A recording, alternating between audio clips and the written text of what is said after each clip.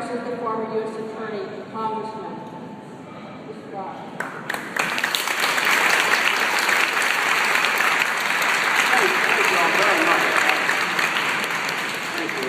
It's an honor to be with you all today. I have to disagree with one thing said during my brief introduction, and that is I'm anybody influential. You all are the influential folks here.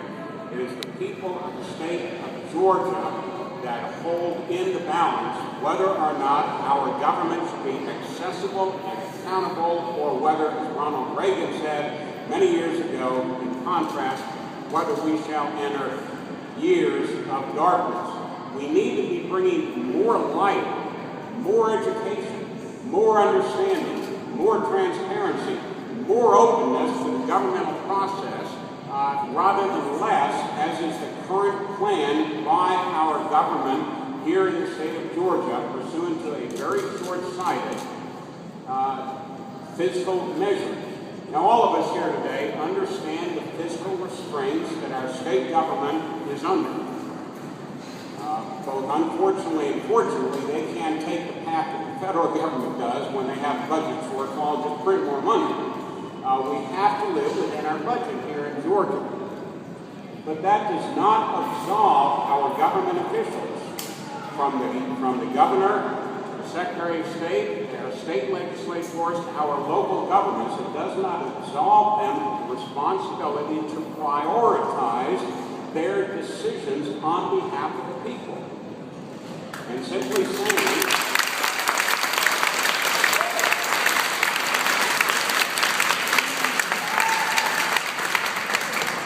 and by prioritizing, that must take into account the law, the code, the official code of Georgia annotated, which requires, it doesn't say, if you look in the statute, that the archives may do this, that if they feel like it, they can do this.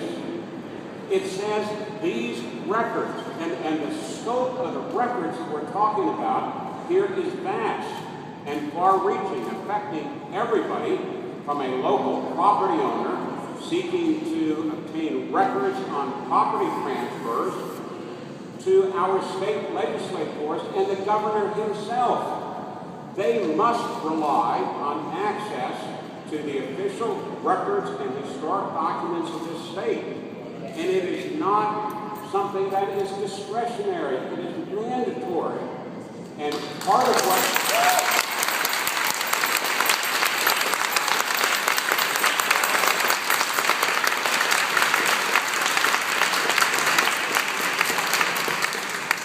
all of us here today, and all of our friends and colleagues who would have loved to have been here but simply couldn't be here, because like all of us, they're working stiffs and they have responsibilities. But all of us here today, and all of our friends and associates who couldn't be here, yet we care deeply about openness and transparency in our state government, something that in years past, for those of us with gray hair to remember, was not always the hallmark of Georgia government. Sent me a copy of a petition filed by my great-great-grandfather, James Cobb of Hart County, Georgia, with the Confederate Secretary of War, Jubilee Benjamin, asking Secretary Benjamin to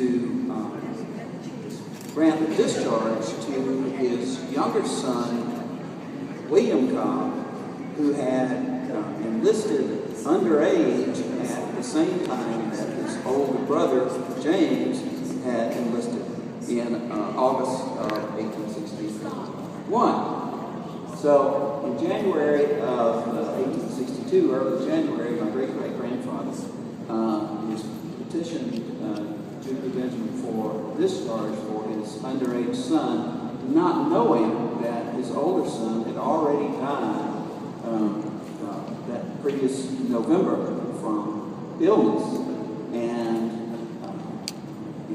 probably not having any idea of how effectively the process of getting discharged would proceed, if there's any possibility of it. His son wound up, of course, returning to the Army and was killed on September 17, 1862 at Sharpsburg, or his name is called Antietam.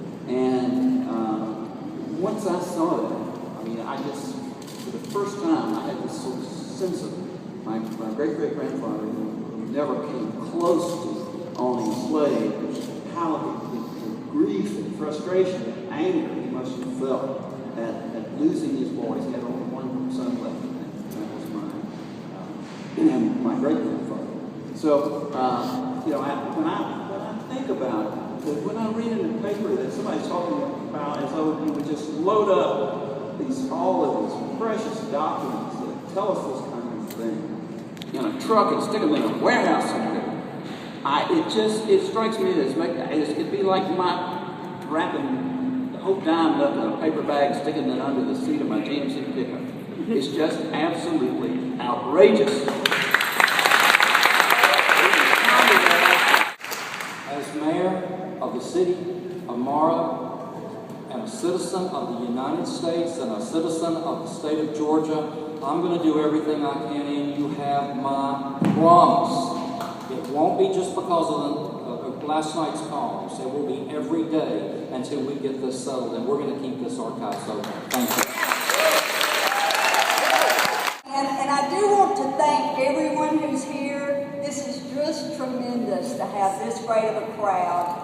Also to have this great of a crowd that represents so many different walks of life.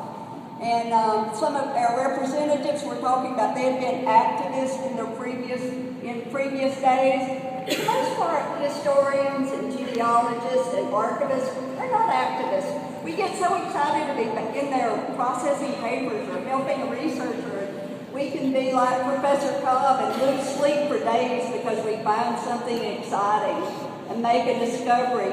So to have lots of us non-activists here is true.